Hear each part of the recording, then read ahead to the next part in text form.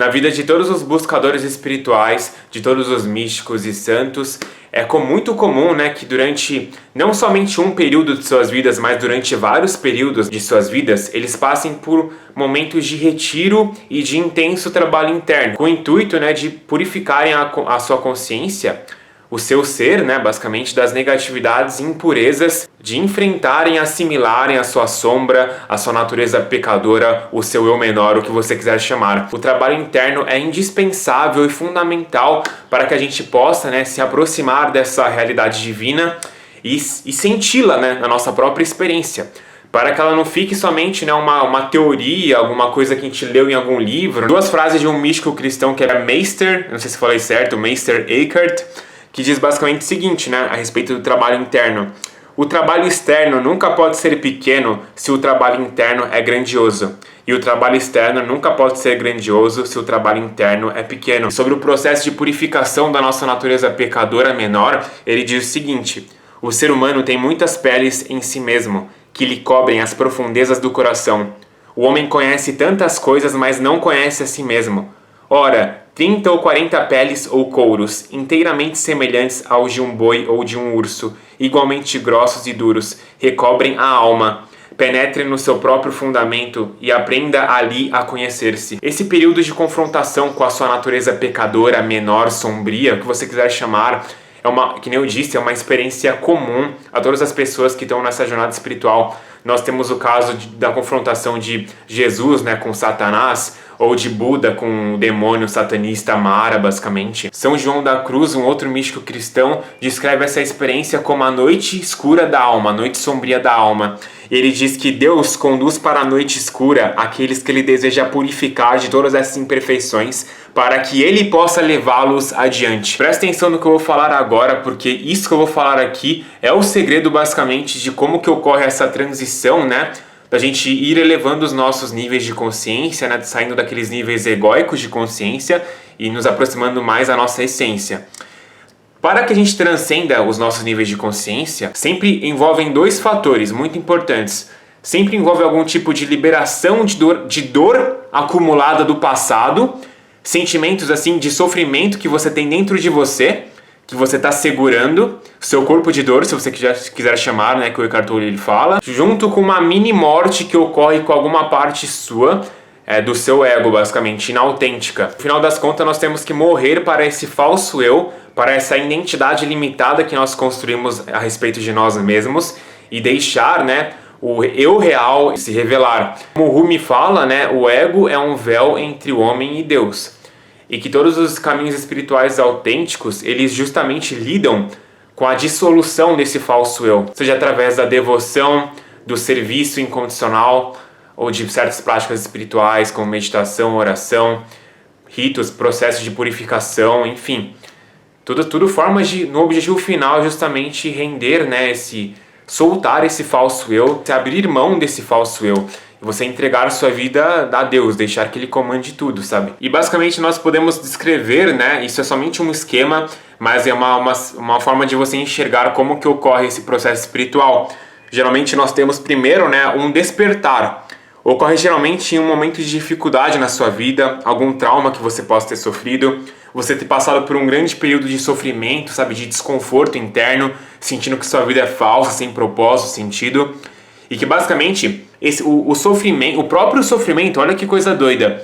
Mas o sofrimento, como Eckhart Tolle diz, né?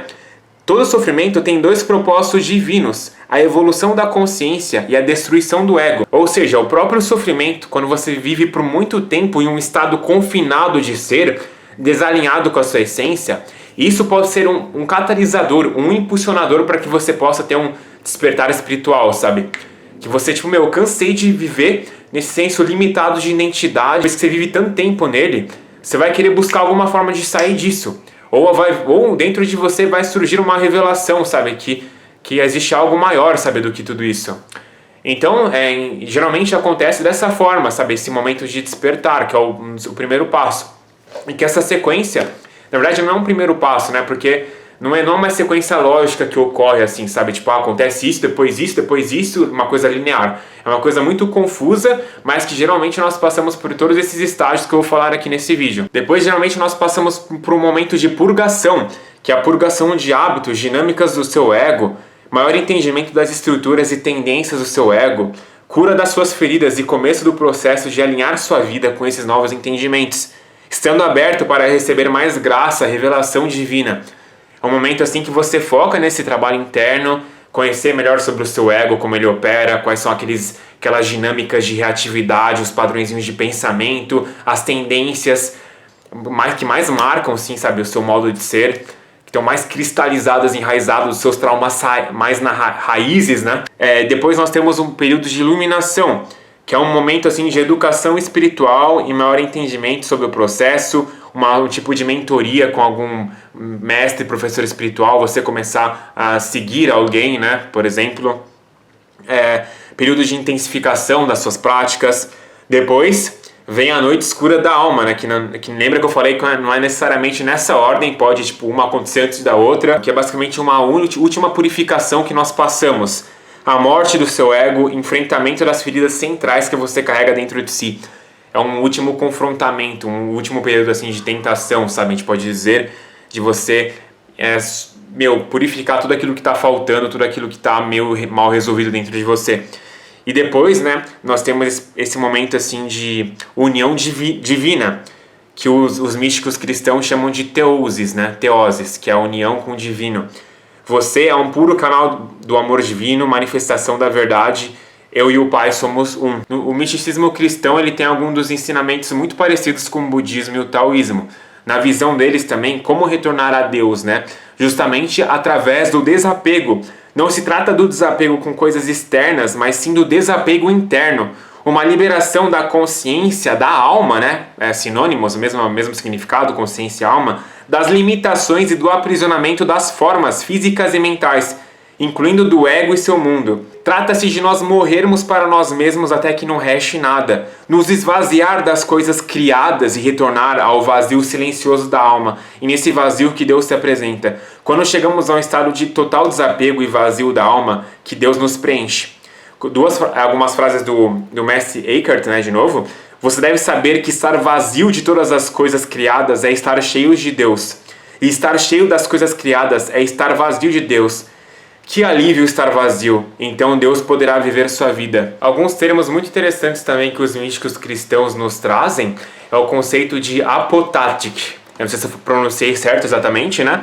Mas que basicamente é o que eles chamam de teologia negativa. Tá, mas pra que eu preciso saber desse termo, né? O que ele me interessa? Porque basicamente os místicos cristãos eles afirmam que nós sabemos mais sobre Deus ao nós negarmos os nossos conceitos, palavras e teorias que nós temos sobre Ele. Porque basicamente é isso que nós tentamos fazer o tempo todo. Nós tentamos encapsular o todo, Deus, né, por meras palavras, por meras explicações, sabe? E a nossa habilidade de articulação, de fala, ela nunca vai conseguir encapsular o todo, o que é Deus. Ou seja, o divino ele só pode ser conhecido por experiência direta, uma experiência pessoal sua, de revelação, não através de teorias de palavras, que nunca poderão expressar a totalidade de quem Deus é. Nada pode ser falado ou indicar o que Deus é, pois ele está além de qualquer descrição ou entendimento intelectual, e a melhor resposta é o silêncio. Por isso que quando o Buda foi perguntado o que é Deus, quem que ele era, ele simplesmente permaneceu em silêncio. Como o próprio Rumi fala, o silêncio é a linguagem de Deus. Todo o resto é má tradução. E no final das contas, né, nós temos que encontrar um equilíbrio entre o saber e o não saber. Porque quando nós ficamos muito, né, presos no saber, que é o que acontece muito, né, no mundo ocidental, que nós perdemos muito, gastamos muito do nosso tempo, né, em discussões filosóficas, teológicas, enfim, sobre a origem de tudo, essa obsessão por palavras, por explicações. É claro que isso é uma coisa muito importante, mas ela precisa ser também balanceada com o não saber, que é o que eles chamam de santa ignorância. Santa ignorância que diz que basicamente o não saber é a chave para a revelação. Então esse é o equilíbrio que nós temos que encontrar, né, entre a mente ocidental, que veio, né, de uma tradição grega de filosofia, que foca muito em palavras, discussões filosóficas e teológicas, e que pode muitas vezes levar, né, à arrogância intelectual de você achar que as suas crenças, o que eu acredito sobre Deus é Deus, tipo, a minha crença é melhor que a sua, esse é o jeito certo de viver o mundo e tal, tal. Basicamente, quando o seu foco de concentração é constantemente, né, ficar querendo se separar dos outros, você está entrando na divisão e não na união, sabe? Você tá querendo se separar, a necessidade de separação, de se achar um indivíduo separado dos outros, do todo, basicamente, é a essência do ego, sabe? Então é muito importante que a gente tenha esse equilíbrio entre o saber, entre os nossos estudos espirituais, sabe? Entre as teologias, as tradições, enfim, mas também o não saber, a santa ignorância, você não se prender à sua arrogância intelectual e você não achar que só pelo fato de você conhecer alguns sistemas de pensamento, assim, é isso que você está mais perto da revelação e você é melhor que os outros. Não, equilibrar, né, o fazer com o ser, o conhecimento, os estudos com períodos de silêncio, a teoria com a prática. Então é fundamental que tenha esse equilíbrio, sabe? Então eu espero que esse vídeo tenha sido útil. Não deixe de comentar aqui embaixo qual foi o seu principal aprendizado, o que você achou mais interessante. E não deixe de dar um like aqui se você não deu ainda, se inscrever aqui no canal se você não é inscrito. E nos vemos no próximo vídeo, fechou? Falou!